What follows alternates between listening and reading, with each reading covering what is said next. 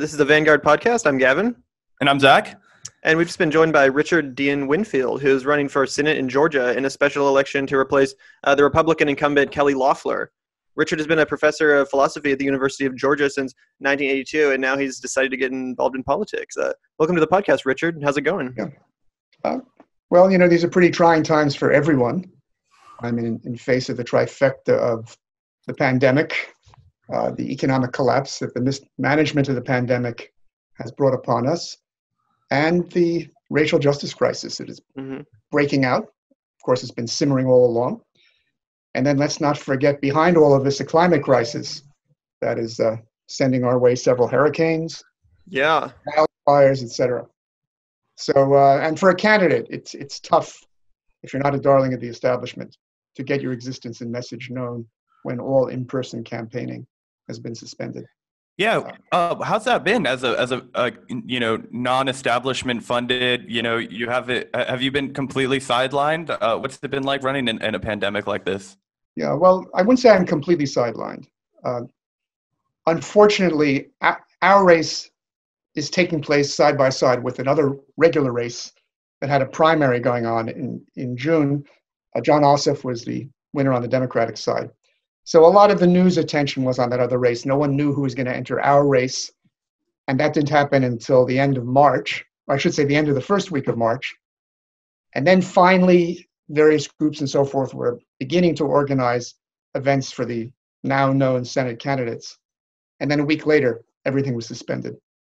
And it's taken quite a while for organizations to begin hosting remote meetings, Zoom meetings and the like, and not as much. And of course, you have a much more restricted audience. And I'm afraid the mainstream media have been completely ignoring everyone except the four establishment candidates. Two on the Republican side.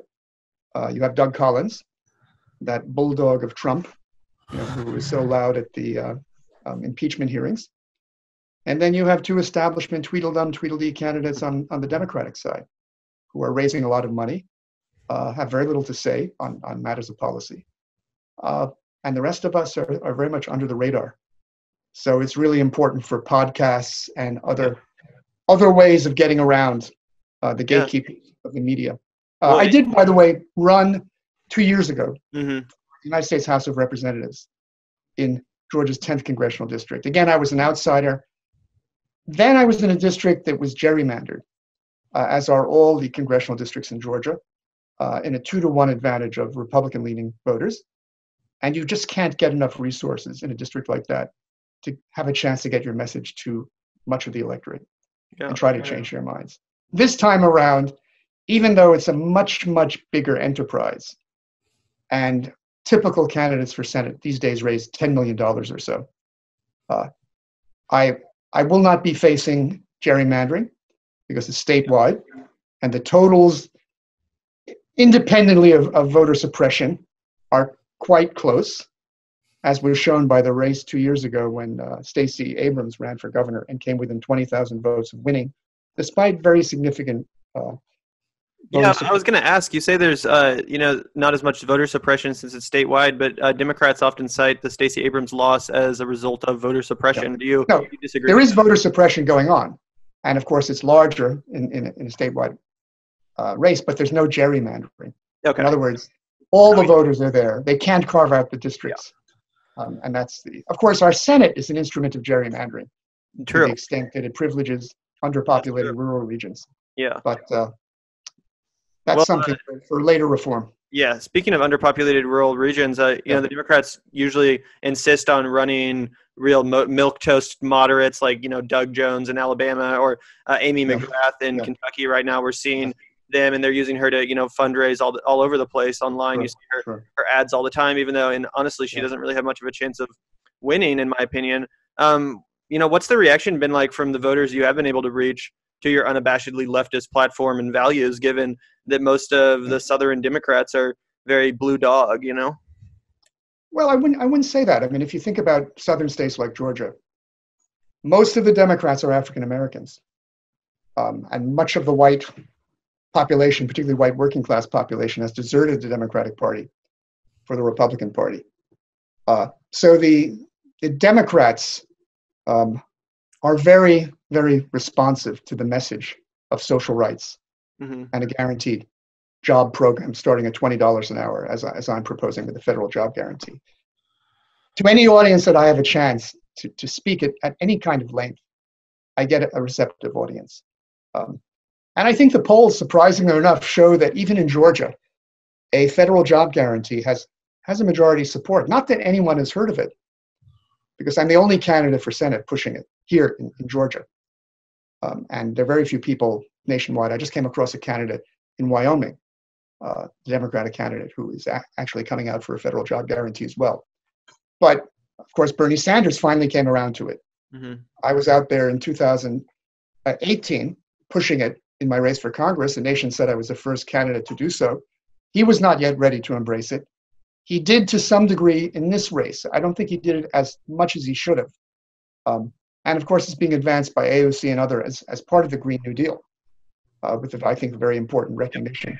Yeah, one of the things I wanted to ask you about specifically as it relates to a jobs guarantee program is we saw the concept of UBI and Andrew Yang kind of take off like wildfire. And I'm wondering if you consider UBI to be sort of like a pacification to capitalism, something that's more of a distraction, whereas a jobs guarantee provides something more substantive. How do you view that? Do you support both concepts? I just wondered where you fall on that. I definitely do not support a UBI. By the way, my latest book, called Democracy Unchained, discusses policies at length, and its first chapter discusses why a federal job guarantee is superior to UBI. So I discuss that at length. But the crux of the argument is that a UBI really sets up a two-tiered society.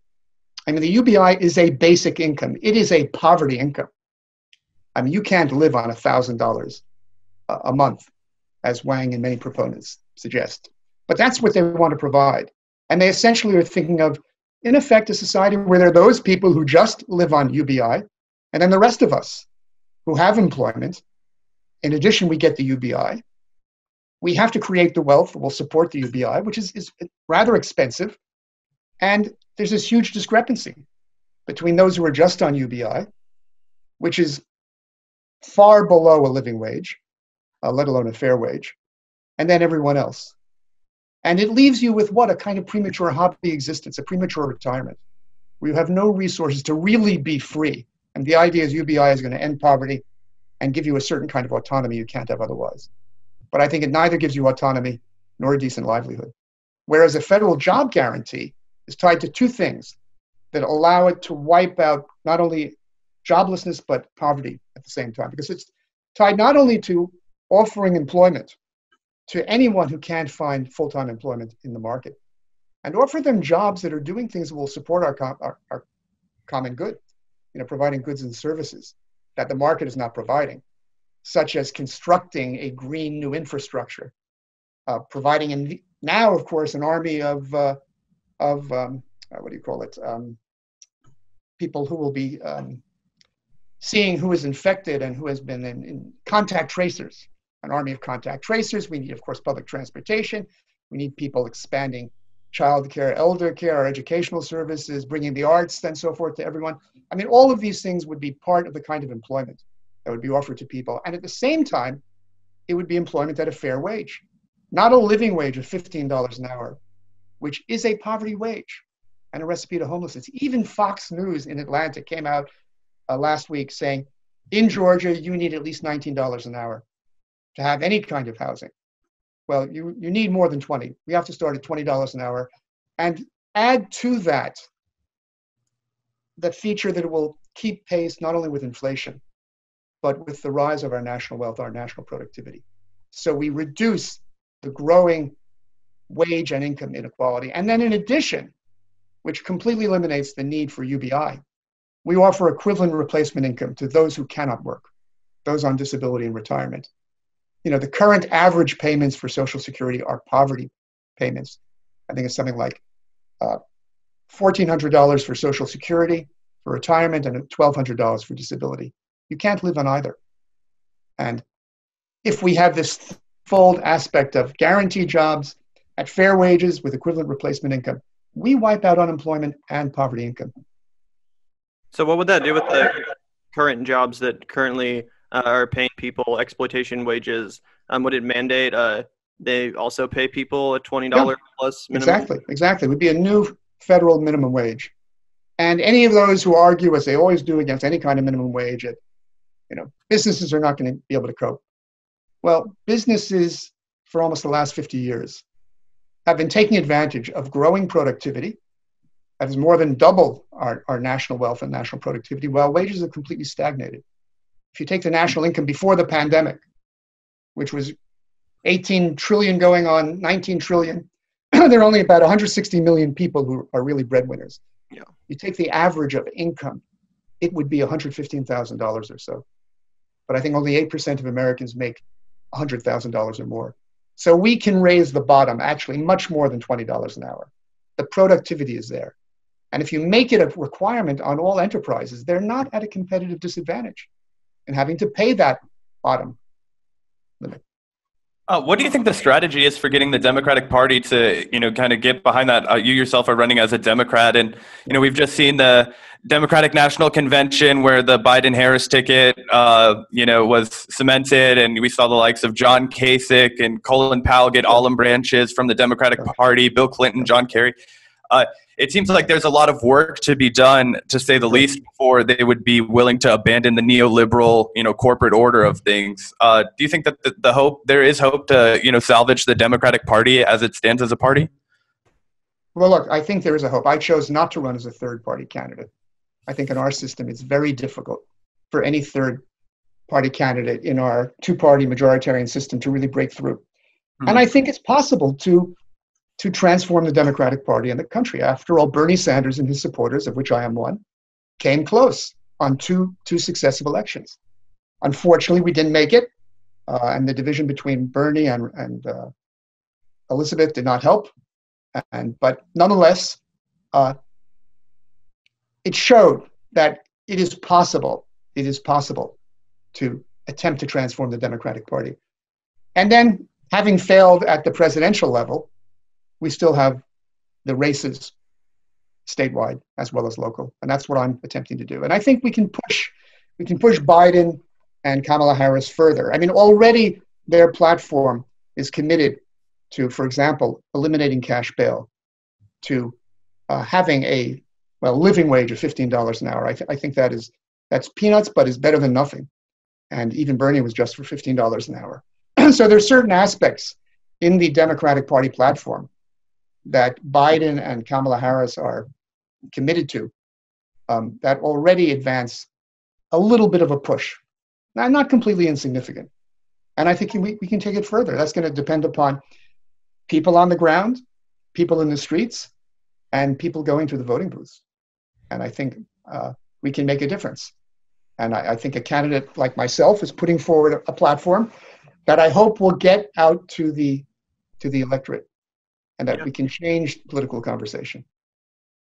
Yeah, you mentioned the sordid and disgraceful history of voter suppression, particularly how it's appeared in the South. But I wanted to talk to you about an additional barrier, the sort of war that Donald Trump has been waging on the post office in the pandemic, where we're going to see a tremendous influx in mail-in ballots, or we were hoping to avoid the in-contact mail-in lines for most people. I was wondering how you reacted to that, and if you think it'll impact your own election.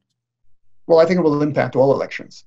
And let's even see if we're going to have an election, because Donald Trump has made various noises to the effect that he either wants to put it off, not have it, or if it does take place, and be subject to all of the voter suppression due to the defunding of the post office and the operations of state election boards, that he's not going to recognize the authority of any loss that he suffers. We're going to be dealing with all of that. But I think that we need to have really 100% mail-in balloting in the middle of a pandemic. I mean, I live about 20 miles from a place where there was a very notorious double lynching in 1946 of two black couples who were lynched largely because they attempted to vote in the Democratic primary, which a federal judicial decision had finally opened to blacks at that time. And here we are, 75 years later, where you have to risk your life again to vote by going to a polling place. So I think it's crucial that we avoid that risk, get mail-in ballots. It's not only the defunding of the post office that is undermining that, but also particularly Republican office holders, as in Georgia, who are not sending in applications to mail-in ballots to everyone. Yeah. Now, Athens, where I live, is a big university town with a significant Black impoverished population largely, and it's a Democratic stronghold surrounded by a rather conservative rural hinterland and somewhat Republican-leaning outer suburbs. But our local elections board has taken the initiative to send out to all voters applications for mail-in ballots, which I think is important. Yeah. And Absolutely. as you know, there are postal workers in certain areas who have brought back the machines that were taken away and put them back into operation. Let's see if other postal workers will do the same and save our democracy. Well, you mentioned Athens, Georgia, where you live and where you've taught for quite a while now. And I just have to ask, as a college professor, what your perspective is on schools and universities reopening right now. It seems like especially residents and citizens of these towns like Athens, these college towns are, particularly at risk with all these people flooding into these communities from around the country, from around the globe even. It seems wrong almost that these largely for-profit institutions are, instigating this mass herd of people into their communities where, not only are the students at risk, the professors and the teachers, but also the community members. What's your opinion on that situation? Yeah, you mentioned for-profit institutions. Well, we're a university town of the University of Georgia. I'm a state employee.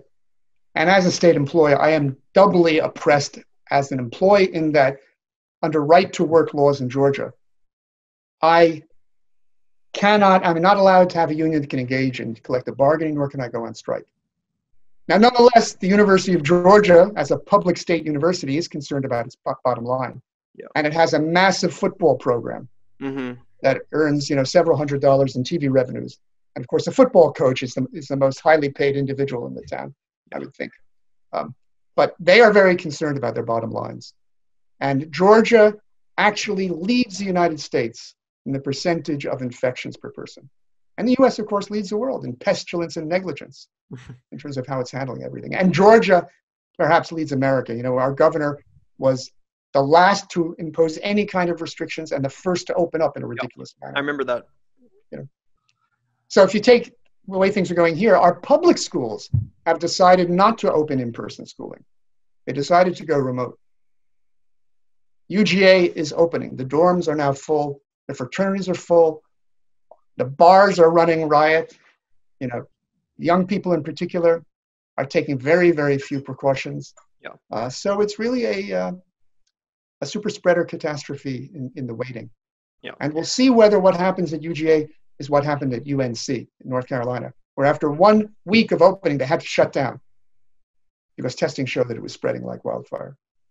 Are you teaching this semester, or are you focusing? Well, then there's another aspect of it. People speak about the big money problem in politics. There's a small money problem as well. If you're an employee, you have 3 strikes against you in exercising your supposed freedom, your supposed right to run for office. In any kind of serious contest, you've got to stop working, meaning you have no income. Secondly, you lose all the benefits involved, which can involve healthcare. Thirdly, your job is not going to be waiting for you when you're done. Now, I'm a tenured professor. I have to go by law on unpaid leave, meaning I have no income during the race. I don't get any of the university payment into my health plan. I can get my job back at the end, but it's difficult. So in other words, I'm not teaching. Yeah. Frankly, I'm glad I'm not teaching now. Yeah, I bet. Because I think it's an extremely risky situation for all concerned. They are allowing people who fit into the categories that would make them endangered to apply for doing online teaching. However, if they have family members whose health is compromised or who would be vulnerable, that doesn't matter to the university. They have their dorms packed, they've got their student fees paid, and all of that. They've got the payments from the state in terms of how many students they have. That's what they wanted. Do you think that's kind of indicative to some of the problems that we have with higher education in this country? Obviously, it's not only is it tremendously inaccessible for large swaths of the population, we can also get into debt. and those kinds of things. But I'm wondering if the profit motive is what's driving these students back to campus. Surely it can't be a health motive or a desire to teach them.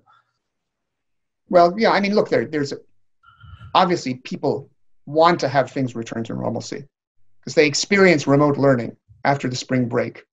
UGA and most other universities and schools went into remote learning, and it's not satisfactory. It's obviously not the best solution, but it's better than either dying or spreading death to your relatives and your community. But we are a public university, and admittedly, the fees have been getting larger, but we have a peculiar thing in Georgia called the Hope Scholarship, which is a scholarship that is funded by a lottery, and which, when it originated, provided basically free tuition to anyone who graduated from a Georgia high school with a B average to any of the branches of the state schools. However, you had to maintain a B average. I published an op-ed in the Atlanta Journal-Constitution about this, criticizing this in two respects, got a lot of flack for it. One of my problems with it, it's basically having poor people fund the college education of people who are predominantly not poor, because it relies on a lottery. And the lottery, as we all know, is the poor people's stock market. And if you go to any convenience store, you'll see who buys those lottery tickets. They're poor people and disproportionately African Americans and other people of color. So they're subsidizing the college education of a community that's better well off, and that's not how it should be. I think Bernie was correct. We need to have free tuition at all public institutions of higher learning. We need to cancel student debt. We have to add something more, however, that is done in every European country pretty much.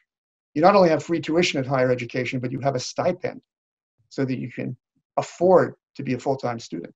That has to be added. And I think all these things can be fairly funded by, if one wants to use taxation, we can use highly graduated wealth and income taxes that could actually fall entirely on the top 10%. We could relieve the bottom 90% of income and wealth entirely of any federal taxation, because our income and wealth inequality is so extreme, greater than any other developed nation, greater than it's ever been in our country since the Gilded Age. And it's bad for democracy. It's bad for economic growth, because when you have all of this wealth at the top, it simply can't be spent. If it gets more evenly spread, people are spending a much higher percentage of their income, and that's good for economic well-being. Yeah. Well, something else I was wondering about your race is you're running against the Republican incumbent Kelly Loeffler, who earlier was implicated in the scandal involving stock trading after being briefed on, the economic devastation that was coming. This was a little bit earlier on in the COVID pandemic, back when not everyone really necessarily realized to what extent, the economy in this country was really going to be decimated by COVID. Has this scandal, did it really change the race in a substantial way from your vantage point? And do voters remember this, or they want to see her ousted for this disgusting abuse of power? I mean, unfortunately, the corruption she exhibits is really something that pales to the corruption that Trump has been spewing all over. True. And also sharing with all of his cabinet members, and the Republican base seems not to give a damn. Yeah. And Loeffler is basically appealing to the Republican base. And I do think she is not going to do all that well against Doug Collins, who is untainted in this respect, is a kind of homegrown old boy, and he already has support. But it is somewhat of a problem for her. But of course, the Democratic voters despise her. And I find myself, when I go fundraising, people really can't stand her for good reason. Yeah. And she wants to buy the election by spending $20 million on it of her own wealth, which should not be allowed. No one should be allowed to put their own money into a campaign race. And she's not even currently elected, right? She was appointed to this exactly. position. She was appointed by the governor. Which makes the whole scandal with the stock trading even grosser, if you think about it, because, she wasn't even put there by the people to know that information. But I really think the worst part of that scandal is not that she made money off of the knowledge she had, but that she did not alert the public of the danger that was coming down on us, both health and economic disaster. And she didn't do anything to avert that. Nor did anyone else who went to those Senate briefings. And we're about not just Republicans, but Democrats as well. Agreed. I think that is really, in my eyes, the the biggest scandal of all. 100%. Absolutely. You've made the intersection of racial and economic justice central to your campaign. We've spoken about it on this podcast. In the wake of George Floyd, we all saw a tremendous outpouring of support, not just for Black Lives Matter, but for defunding of the police and reallocating those funds. What we didn't see as much was a ton of sprawling economic demands to kind of get to the crux of a lot of these pervasive racial injustices, housing crisis, eviction crisis, the lack of access to healthcare and food, things like that. We didn't see that as much. Do you expect to see that in the future? And what can we do to better make the case that those things are integrated and very much a part of the same problem?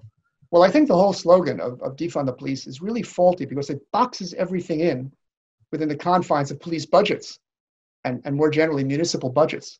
You know, if we're going to solve the real bases of systemic racial disadvantage, we have to think in terms of major public investments that go well beyond police budgets or municipal budgets. And we are now in a perfect storm. Mm-hmm. I mean, this last month, 30% of Americans did not pay their rent or their mortgage payments, and they are facing homelessness with the end of the temporary moratorium on evictions and foreclosures. And the unemployment benefits are not being renewed at any proper level. So a vast number of people are going to get the wake-up call, which they should have already gotten, that we have to make transformative changes in a massive way. We have to ensure that everyone has a livelihood. We have to ensure that everyone is kept in their homes, that everyone can pay their rent and mortgages, that everyone also has access to medical care. So I think a key is the federal job guarantee, more now than ever, to wipe out unemployment and to provide replacement income if we can't provide safe work for people to do. And we've got to obviously ensure that everyone has medical care, no matter how much money they have. And we can't contain the pandemic unless that happens. And I think the easiest way as an emergency measure is to have Medicare cover all uninsured costs and then make it permanent with Medicare for all. No copays, no deductibles, no premiums, covering all personal care, mental, physical, dental, long-term care, and negotiate with drug companies and health providers to keep costs in line with the rest of the world, which saves us $1.7 trillion a year. Mm-hmm. And of course, the environment. We have to think of the health of the environment and deal with the Green New Deal. And we have to have a housing guarantee. We have to end homelessness once and for all. How can we shelter in place? How can we quarantine? In other words, how can we contain the pandemic, which is now a matter of life and death? It's also a matter of basic human decency, that no one should suffer homelessness. But now we've got to deal with a housing problem. And we have to have FEMA give emergency housing to everyone who doesn't have it. With broadband, we can use the federal job guarantee to increase the supply of affordable housing that's fully equipped for those who need it. We give everyone a steady stream of income with federal job guarantee, replacement income for those who can't work. So we can have a permanent moratorium on evictions, foreclosures, and utility turnoffs by having mandatory rescheduling of payments. And since everyone's going to have a decent income, they can pay. Landlords will get enough to maintain buildings. Lenders are not going to disappear, et cetera. You know, we have to move to that in that direction. And we cannot forget employee empowerment. Yeah. And that's an extremely important issue now more than ever. Well, Richard, you clearly have a pretty bold populist philosophy here for the way this country needs to respond to not only the pandemic, but also the economic injustices that have been battering the lower classes and the working class for so long now. My last question to you is just, unfortunately, you know, Bernie Sanders did not do too well in the South, both in 2016 and 2020. I'm wondering what you're doing to try to reach voters that may not have been reached by his message, and also what you think the progressive movement should do going forward, maybe in the next election cycle, trying to win over voters in these areas. It seems shocking to me that Bernie's economic populism didn't sell in the South in the way that it maybe should have, but what do you think could have been done to remedy that? Well, I do think that the policies themselves do sell, actually. They get a decent reception. But unfortunately, the voters have to encounter that message. And our entire political system is such that there's very, very little opportunity for the voters to learn about the platforms of candidates. I mean, what do they encounter? First of all, in a place like Georgia, you've got a lot of rural areas with no broadband. Mm-hmm. The TV stations do not have any genuine political discussion. The print media is disappearing. People don't get on social media that much. So essentially, the voters are not getting informed. The message is not getting out to them. It's a matter of identity. And of course, I think identity politics is contaminating not just the Republican Party, but the Democratic Party. And that's one of the big bases for why someone like Bernie did not do all that well. But I think, we are in a situation which is really a wake-up call that's a matter of life and death and a matter of destitution or escaping destitution that is affecting, in particular, minority communities more than anyone else. And I think if one can get the real solutions, providing economic independence for everyone at fair wages, fair employee empowerment, with mandatory unionization at all workplaces, with automatic elections, with employee co-determination, where employees have 50% of the seats on corporate boards, and transform corporations from within. When we present all of these things, including balancing work and family, with free child and elder care, $900 monthly child allowances to wipe out childhood poverty, paid family leave, etc., these register. I know they register from my experience. And it's a question of not being afraid to put these solutions out. And now is the time to do it more than ever, because we are on the edge of a precipice. Our democracy, of what there is of it, is under tremendous challenge from Trump. We're facing economic ruin on a scale we haven't seen before, and a health disaster, and then a looming climate disaster.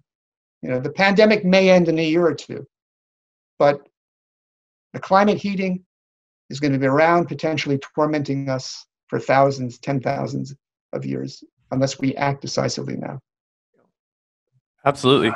Richard, for people who are inspired by your ideas or want to hear them brought to fruition, where can they go to support you? First, go to my campaign website, which is winfieldforsenate.com. Everything's spelled out, WINFIELD, Senate.com. I also have a podcast called America Unchained, which has been airing weekly on, I think, covering all of the big issues we need to think about. My latest book is called Democracy Unchained, How We Should Fulfill Our Social Rights and Save Self-Government. It's available on a very cheap ebook and in paperback and hardback. So check that out. One can do things in a book you can't do in terms of a soundbite.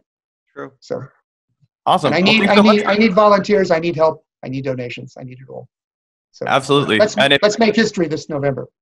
For sure. And for people who want to find that information, you can find his campaign website in the show note description. So, Richard, thank you so much for taking the time to chat with us today. Okay. Well, great. It's been a pleasure. Yeah, thanks so much. And I'll be happy to return anytime. Thank you. Yeah, we'd be happy to have you. Yeah. Okay. Let's do it.